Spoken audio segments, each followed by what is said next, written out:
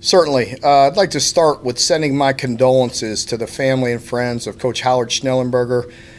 We lost a great person and a great coach in Coach Schnellenberger. Got his start as an All-American and a great football player at the University of Kentucky, assistant coach, and of course, he went on to have a great career as a head coach in college and in the NFL. So, my condolences to his family. As far as practice goes, we're making progress. Really felt like defense stepped up again today. Did a much better job. I felt like Thursday offense had a lot of explosive plays, got the ball down the field quite a bit. Today, defensively got back on track, had a good day. I continue to see improvement offensively. I'm again very excited. As you've heard me talk before, whether it's preseason or in the spring, as the head coach, you're looking at all sides and just looking at getting better and continuing to get the program. Sorry, sure. I'm not hearing anything either. Coach, hang on. When we tested, the microphone was working, but it doesn't seem to be working now. There you go. Anybody there on site that they can?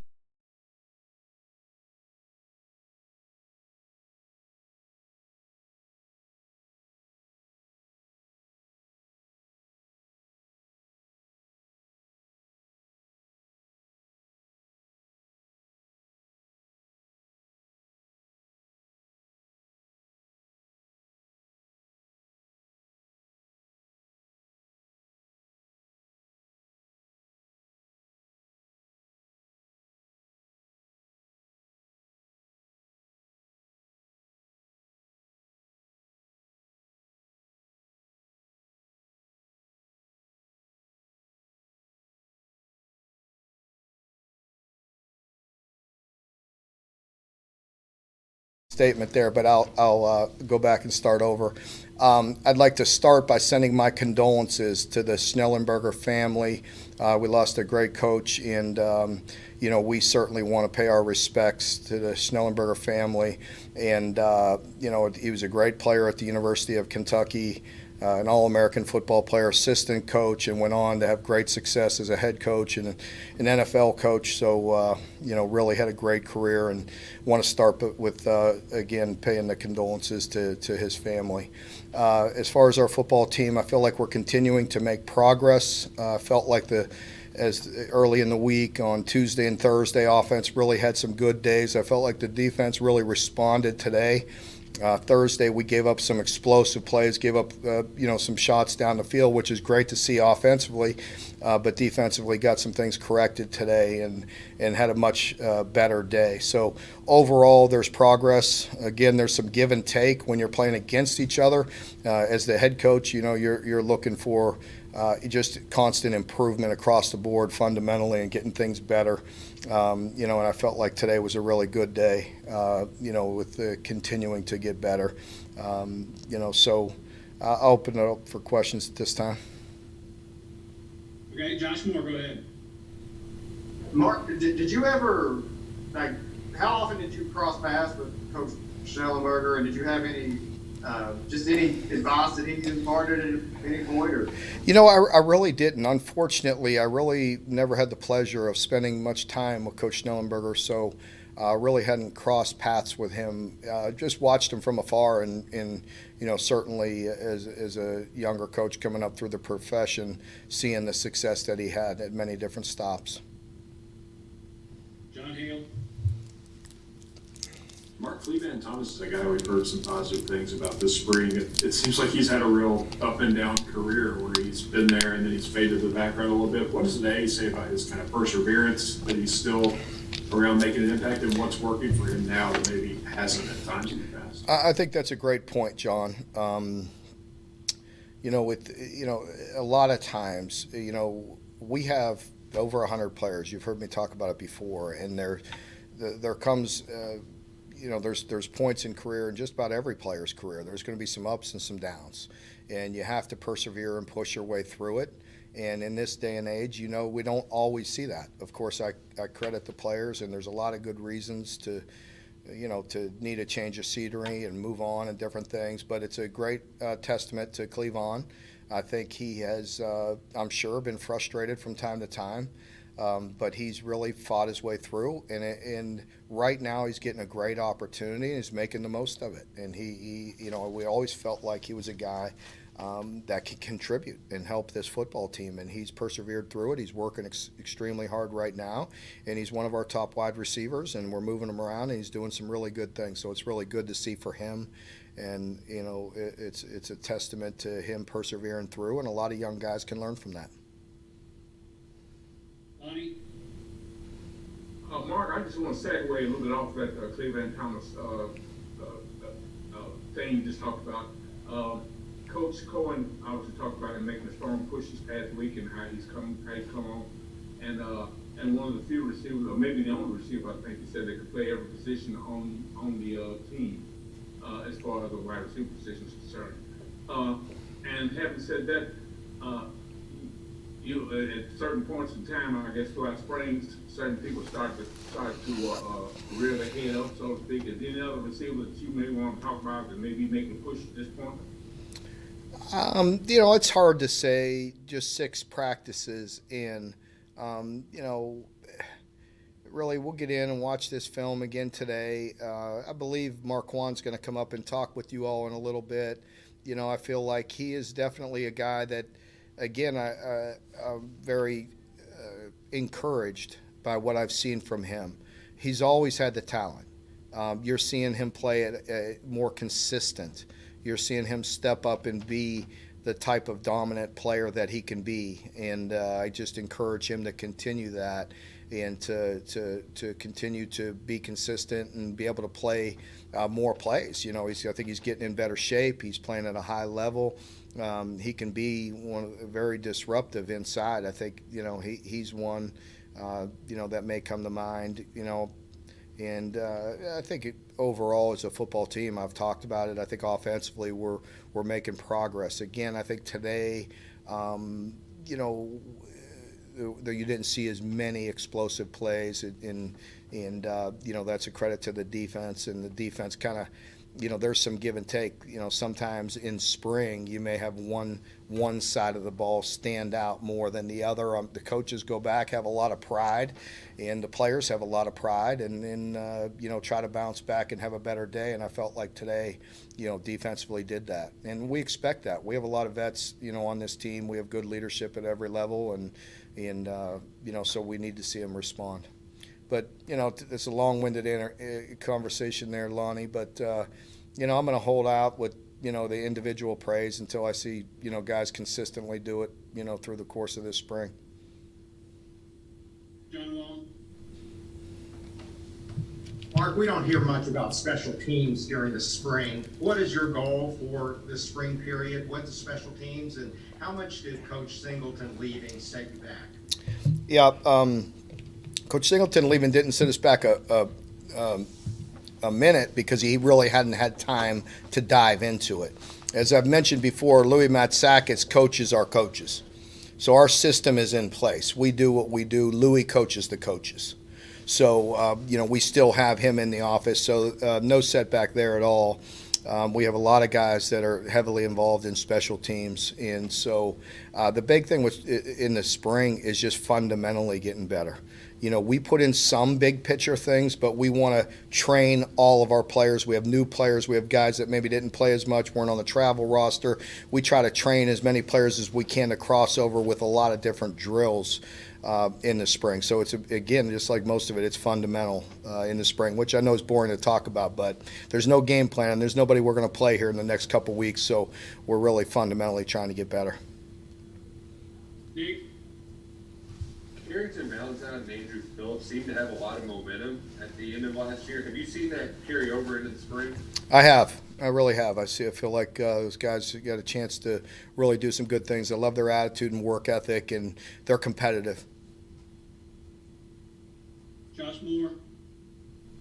Mark, the pro day coming up this week, what are your expectations for that as far as just what it'll look like? I know it's fewer scouts and stuff that can maybe come in, and what, I know we're hearing a lot about Jamin and Kelvin, but what about the other guys that are going to be participating in that? What are your, just what can you maybe say about where they're at and evaluating? Well, I just saw Quentin. I'm seeing the guys drift in. A lot of the guys break away from here for a minute and go away and train and come back, and just saw Q, out of practice just a little while ago and had a good conversation with him. He looks great.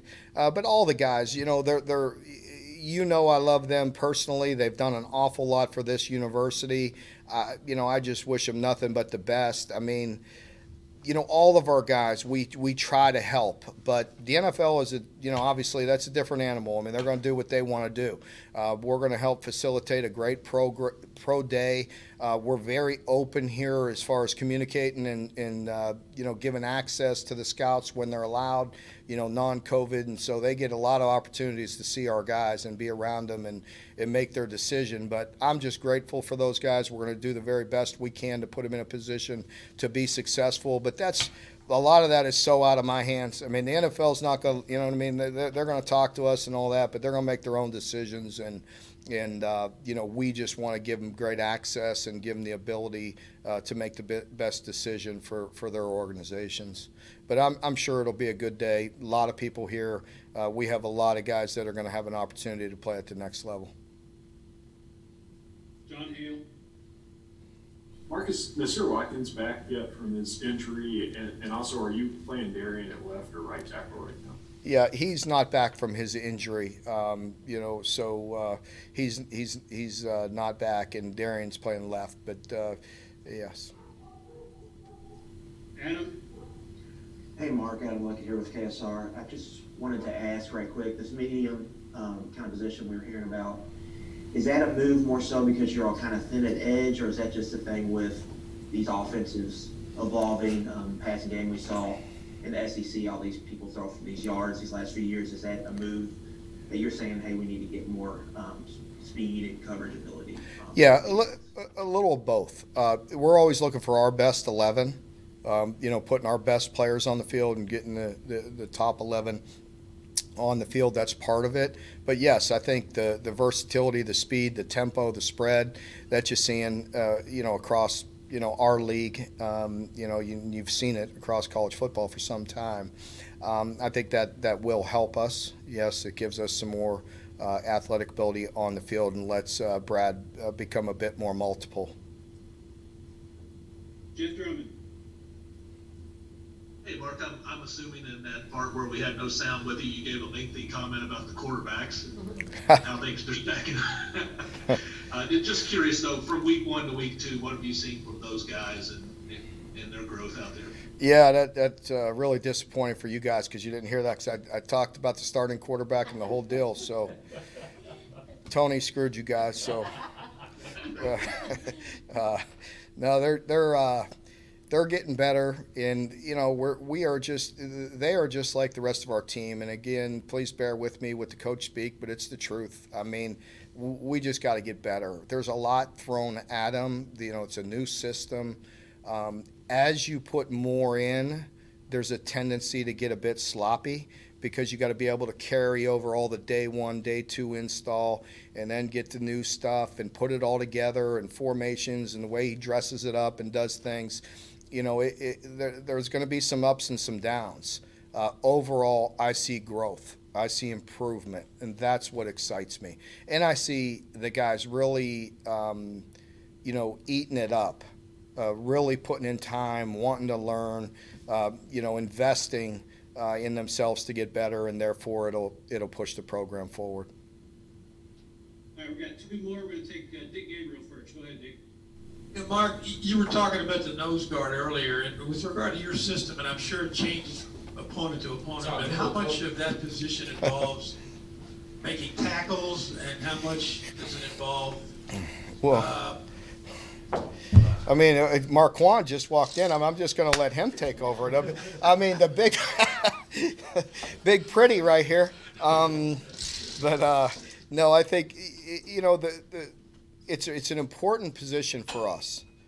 Being 3-4 and getting a big guy like Marquand that's explosive right over the center, that close to the ball. And that's what Liam was alluding to the other day. There's times when it could be very disruptive. And, Marquand and Justin and all of our noses, Josiah, I mean, those guys can be hard to handle in a one-on-one situation quite a bit. So it's important.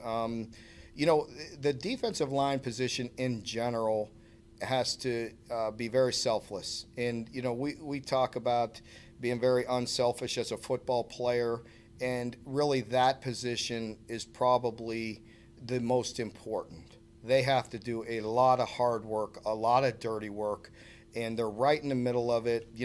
He lines up 3 inches from the football, and there's a lot going on in a short space there, and it's a big man's league, and they have to be very unselfish. And a lot of times that doesn't always show up in the stat sheet, Dick. You know what I mean? There's and that's what you have to have. You got to have guys being dominant up front. That doesn't mean they're always going to show up with a TFL or whatever, but they're cleaning things up and taking on double teams and things of that nature. So it's really important. I've always believed, I've been a secondary coach my whole career, but it all starts right up front there. Again, these guys, he lines up 3 inches from the ball, and the closer you get to the football, the more technique and the more sound you need to be.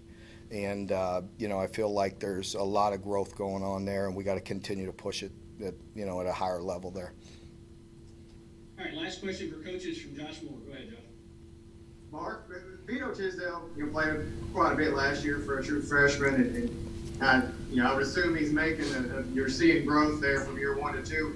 That growth, though, for a defensive guy, is that harder for a guy on defense that's kind of playing young, and because I can see the athleticism maybe explodes early, and then you're trying to, I don't know, I can see it being more difficult. Is that the case? No, I think, it's hard for me to say what position is harder to grow. I think experience matters. Experience helps.